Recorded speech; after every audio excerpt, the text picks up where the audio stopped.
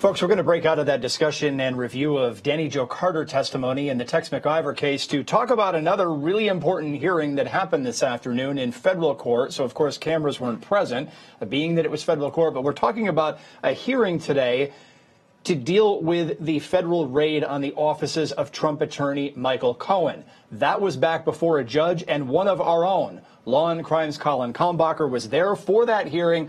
He's joining us now by Skype. Colin, give me a sense of what happened here. So you got the guy whose most recent job title is the personal attorney to the President of the United States, and he's in court trying to say, okay, you raided my office. I'm an attorney. A lot of what you took is subject to attorney-client privilege. You've got attorneys from Donald Trump also in court arguing about it, and then you've got prosecutors saying, no, we can look at this stuff. So how do we break it all down? You were there. Okay, so there were ultimately four sets of attorneys here today. There was Donald Trump's personal attorneys, led by a woman, I believe her last name is Hannity. There was the Trump Organization's attorneys, whose name we kind of missed there. They only popped up at the very end to say that they were kind of feeling a bit left out. There were, of course, Michael Cohen's attorneys and then the prosecutors. Essentially, each of these four groups of attorneys were, like you said, trying to hash out when and who should have first dibs, I guess you might say. Everybody's been saying first crack, but first dibs on determining whether these documents are privileged and what to do with them if they are. Of course, Trump's attorneys were asking they made the extraordinary request that the president, because the privilege on quite a few of these documents belongs to him, they were unclear how many documents should have first dibs. Michael Cohen's attorneys, again, Michael Cohen himself did not say a word, but his attorneys were asserting that the team should be led by his current law firm, or in the alternative, that a special master be appointed. The government was arguing that this should all be done under the auspices of what is known as a taint team. And like I said, the Trump Organization's attorneys chimed in at the last moment just to say, whatever happens, Your Honor, we just want to be there so that we can kind of have some type of a proactive engagement with the determinations that are made. Yeah, okay, so you got all four sides here. And look, this is a question of how the court is going to have to boil down these documents or triage them. And it sounds Exactly. like the judge said, okay, look, we're going to take a first really basic pass at these, like a 50,000-foot look. It's not detailed. It's not microscopic. It's just going to sort of say, okay, these are documents that have to do with perhaps, hypothetically, Michael Cohen's personal businesses, because he had business interests. Then these documents perhaps have to do with Michael Cohen's law firm and might be subject to a privilege. And then once we get that pass made, then we'll be able to have a closer look at them. Is that an accurate way to sum this up? Yeah, that's basically what happened today. So Trump's attorneys were requesting a TRO to basically stop the government from making any form of substantive review. Judge Woods ruled that that TRO request was moot because she is not allowing the government to take up substantive review. She also ruled on the Trump organization or the Trump attorney request that there be a preliminary injunction stopping the government from making a preliminary review. That was ruled not timely because there is, again, not going to be a preliminary review. What there is going to be is essentially an extra layer, like you said, a 50,000-foot triage that the government will conduct. Again, this will be a different team of government attorneys and investigators than the actual trial team. Okay, so we got a separate team. The judge decided separate teams, so there's not going to be a sense that, okay, somebody's going to be looking at it, and then they're going to go sort of sneak around the back door and tell everybody what they found in this initial review. Okay, well, there's 2 points, or I guess 2 issues you brought up with that. She repeatedly had to remind Trump's attorney that that's not how it works. I would suggest that what Trump's attorney was ultimately arguing, however, is that, you know, even though you have 2 separate government teams, they don't really trust the government. And she essentially made this argument in so many words over and over again. The judge ultimately had to say that she had faith in the SDNY's prosecutors and attorneys and investigators to actually go ahead and put these documents up in, I guess, this kind of a common lockbox essentially just logging and tagging them, doing a gigantic designation. Like you said, some of them will have to do with business, so there would certainly be no issues of privilege there. The ones that may have to do with privilege would be much smaller, but no one is doing any form of substantive review right now. So the government didn't exactly win. Trump's personal attorneys didn't exactly win. Michael Cohen's attorneys didn't exactly win. But we'll be back here in about 2 or 3 weeks once all of those documents have been provided and everyone sort of has a sense of how many documents there are and how many of them might be privileged. Because as of now, literally no one in the courtroom would even venture the slightest guess as to how many raw documents total, and certainly not how many privileged documents there might be. Okay, Colin, so one of the other pieces of this that a lot of people are considering the bombshell is this information that Sean Hannity was some kind of a secret client of Michael Cohen. So you were sitting in there. What happened when that came out? Yeah, this was, I guess, one of the more interesting aspects before all the attorneys started stating and restating their cases. Michael Cohen's two of his attorneys, Stephen Ryan and Todd Harrison, jumped up back and forth one after the other to offer the court the name of this secret client in an envelope. And then the judge she considered that. She said she would accept the name in the envelope, but she ultimately ruled that the name had to be revealed in court. And Stephen Ryan said that the client's name was Sean Hannity. I was in an overflow room, but I gather it was probably the same in the other overflow room and the actual courtroom. Everybody laughed when the name Sean Hannity was said, but that was the end of it. We did not go any further into it as to do with the court itself.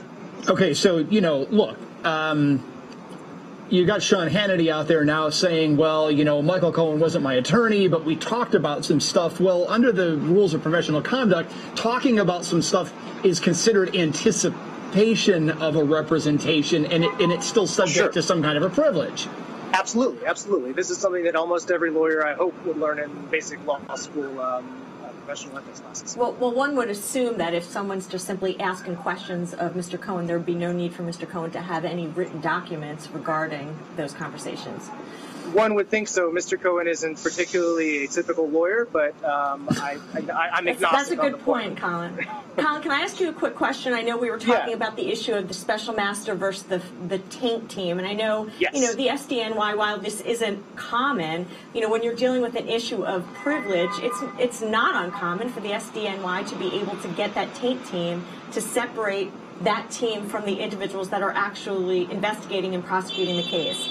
And so, has the judge made a determination as to whether she's going to allow for the taint team or the special master? And if she hasn't, does she seem to be leaning one way or the other?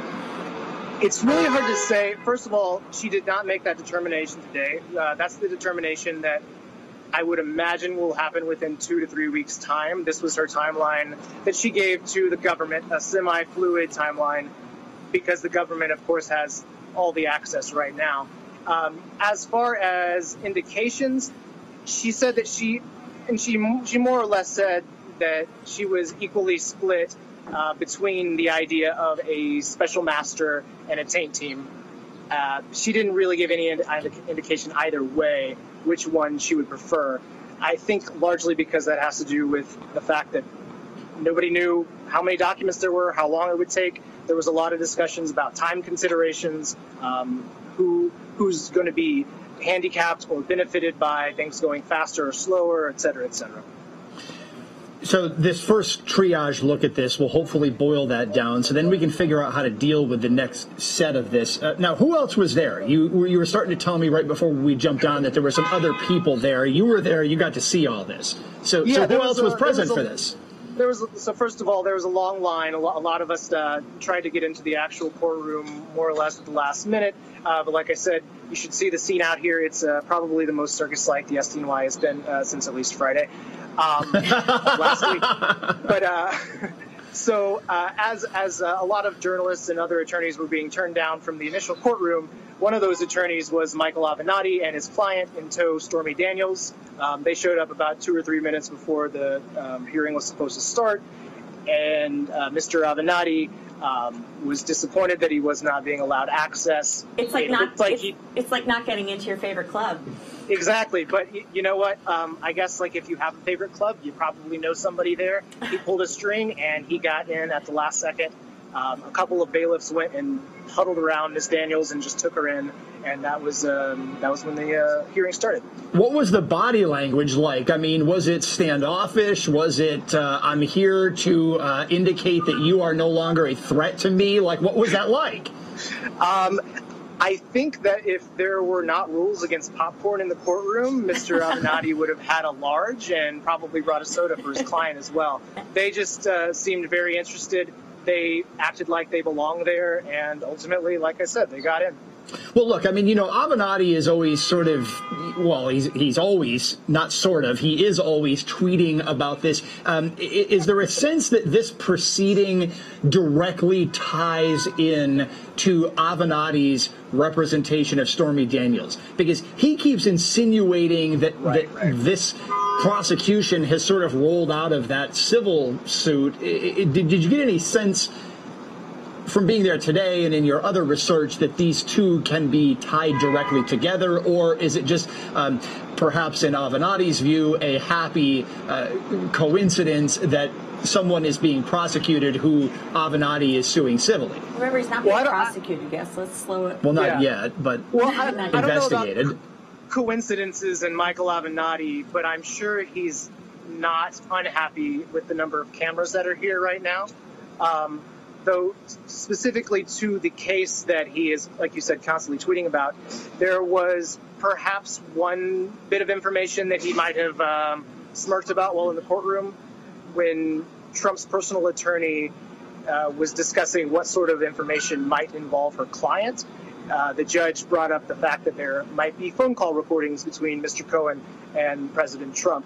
And so this is sort of something that does directly tie into the case that Michael Avenatti and Stormy Daniels are pushing in the media and in the courts right now. Well, Colin Kalmbacher, our man in the courtroom as it is today. Normally, Colin, we are sort of back and forth, usually together, sometimes adverse on an inter-office chat, going at it when we're researching articles for the web. But it's great to see you here on the network. Glad you were there to absorb this. You witnessed a piece of history go down. Like everyone was saying today, this was an instance. This was the first instance that this court had ever seen anything like this. So yeah, this was actually a very historical day for the Southern District of New York. Certainly is. So you were there. You will, I'm sure, tell us much more about it when you get a chance to put your fingers to the keyboard. I'll let you get to that. Piece, yeah. Okay, right. Colin Kalmbacher, Law&Crime. We'll see you next time. And, of course, we are continuing to monitor the situation in the Tex McIver courtroom. They are apparently still going over some of the jury instructions in that particular murder case out of Atlanta, Georgia. We are going to continue to monitor that case this week. So, in the meantime, I think we're going to wrap up. Julie Rendelman, great to see you here. Always Thanks for having me. Great to be able to argue and disagree with you, which we frequently do. Yes, of course. I usually respect you. Usually. Thank you. Thank you. Right. I'll take note of that. We'll wrap up the broadcast today. This is Aaron Keller reminding everyone that we are live here on the Law and Crime Network from at least 9 a.m. until at least 5 p.m. Monday through Friday with live coverage of court cases and hearings across the country. We'll see you back here tomorrow morning, everybody. Take care.